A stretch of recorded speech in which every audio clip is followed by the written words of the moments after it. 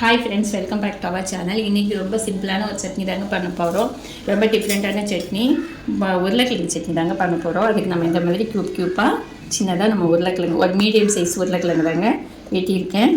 தக்காளி, 4 காஞ்ச மிளகா, கொஞ்சம் சின்ன வெங்காயம், கொஞ்சமாக ஒரு தண்டி இஞ்சி, கொஞ்சம் கருவேப்பிலை தாங்க போட போகிறேன். இஞ்சி நீங்கள் வேணும்னா சேர்த்துக்கலாம், இல்லைன்னா ஸ்கிப் பண்ணிடலாம். இஞ்சி ஸ்மெல் பிடிக்காதவங்க ஸ்கிப் பண்ணிக்கலாம். வாங்க எப்படி செய்யலாம்னு பார்க்கலாம். அதுக்கு ஒரு தவா வச்சுருக்கேன், கொஞ்சம் ஆயில் சேர்த்துக்கலாம். ஆயில் ஊற்றிருக்கேன். இப்போ இதுக்கு கொஞ்சம் கடலைப்பருப்பு சொல்ல மறந்துட்டு, இதுக்கு கொஞ்சம் கடலைப்பருப்பு சேர்த்துக்கலாம்.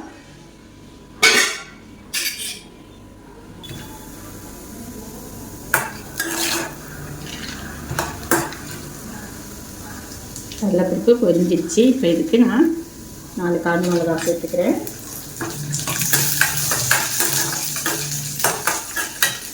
இந்த நம்ம கட் பண்ணி வச்சுருக்க உருளைக்கிழங்கு சேர்த்துக்கலாம். உருளைக்கிழங்கு கட் பண்ணி நம்ம தண்ணியில் போட்டு வச்சுக்கோங்கன்னா இல்லைன்னா கரைச்சி போயிடும்.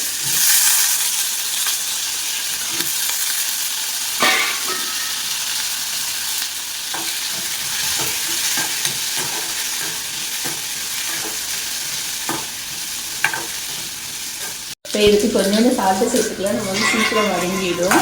அதுக்காக அளவுக்கு நமக்கு உருளைக்கிழங்கு வேகட்டும். அதுக்கப்புறம் நம்ம வெங்காயம் தக்காளி சேர்த்துக்கலாம். இப்போ இதனால நமக்கு பாதிக்கு மேலே நல்லா வெந்துடுச்சுங்க உருளைக்கிழங்கு. இப்போ நம்ம இது கூட இந்த இஞ்சியை சேர்த்துக்கிறேன். அது உங்களுக்கு பிடிச்சதுன்னா சேர்த்துக்கோங்க, இல்லைன்னா விட்டுடுங்க.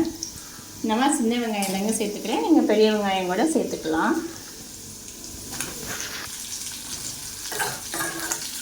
நான் எப்போதுமே சின்ன வெங்காயம் தான் சட்னிக்கு, எந்த சட்னிக்காவது சேர்த்துப்பேன். நீங்கள் பெரிய வெங்காயம் கூட சேர்த்துக்கலாம், அதுவும் நல்லா தான் இருக்கும்.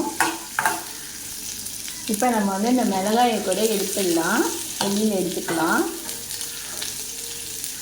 நம்ம இந்த மிளகாயை கூட வெளியில் எடுத்துக்கலாம். வெங்காயமும் வதங்கிடுச்சு நல்லா. இப்போ இது கூட நம்ம தக்காளி சேர்த்துக்கலாம். கூட கொஞ்சம் கருவேப்பிலை சேர்த்துக்கிறேன். நம்ம கருவேப்பிலை எல்லோரும் தூக்கி தான் போட்டுருவோம், அதனால் நம்ம இப்படி சேர்த்துக்கிட்டோம்னாவே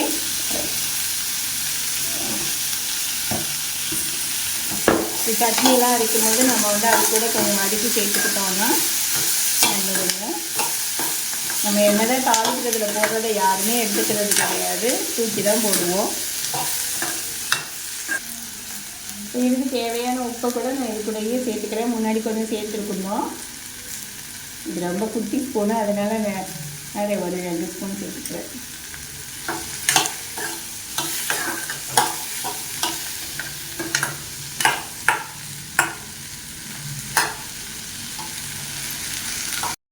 இப்போ நமக்கு நல்லா வதங்கிடுச்சு.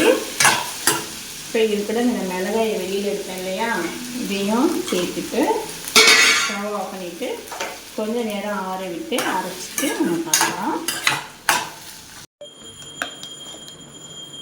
இப்போ நல்லா அரைச்சிட்டு வந்துட்டேன். இப்போ இதுக்கு ஒரு சின்னதாக ஒரு தாளிப்பு கொடுக்கலாம். இப்போ இதுக்கு நம்ம சின்னதாக ஒரு தாளிப்பு கொடுத்துக்கலாம். அதுக்கு நான் கொஞ்சம் ஆயில் சேர்த்துக்கிறேன்.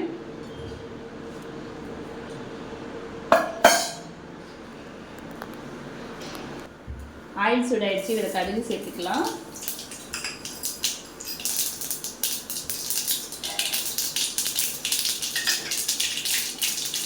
கடுகு கொஞ்சம் உடனே இதில் கொஞ்சம் உளுத்தம்பருப்பு சேர்த்துக்கலாம்.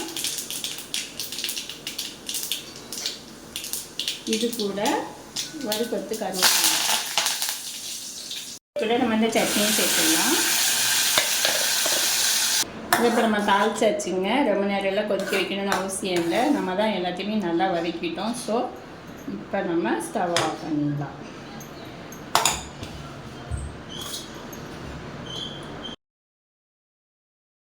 நமக்கு சூப்பராக சட்னி ரெடி ஆகிடுச்சுங்க, உருளைக்கிழங்கு சட்னி. இது கூட நம்ம கத்திரிக்காய் கூட சேர்த்துக்கலாம். நான் இங்கே வெறும் உருளைக்கிழங்கு தான் சேர்த்தேன். இப்போ நம்ம சுட சுட இட்லி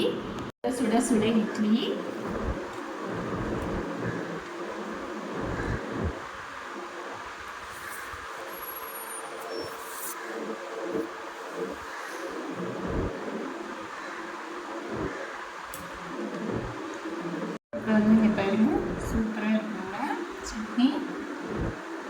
என்னடா டேஸ்ட் பாருங்கள். எப்படி இருக்கு? சூப்பராக இருக்குமா? இருக்கா? உங்கள் வீட்டில் இதே மாதிரி செஞ்சு பாருங்கள். செஞ்சு பார்த்துட்டு உங்களுடைய ஃபீட்பேக்கை நம்மளுடைய கமெண்ட் பாக்ஸில் பதிவு பண்ணுங்கள்.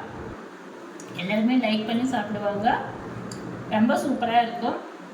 தோசை, இட்லி எல்லாத்துக்குமே இது ரொம்ப நல்லாயிருக்கும். உங்கள் வீட்டில் செஞ்சு பாருங்கள். செஞ்சு பார்த்துட்டு உங்களுடைய ஃபீட்பேக்கை நம்ம கமெண்ட் பாக்ஸில் பதிவு பண்ணுங்கள். இந்த வீடியோ உங்களுக்கு பிடிச்சிருந்துச்சுன்னா லைக் பண்ணுங்கள், ஷேர் பண்ணுங்கள், சப்ஸ்கிரைப் பண்ணுங்கள். தேங்க்யூ ஃபார் வாட்சிங்.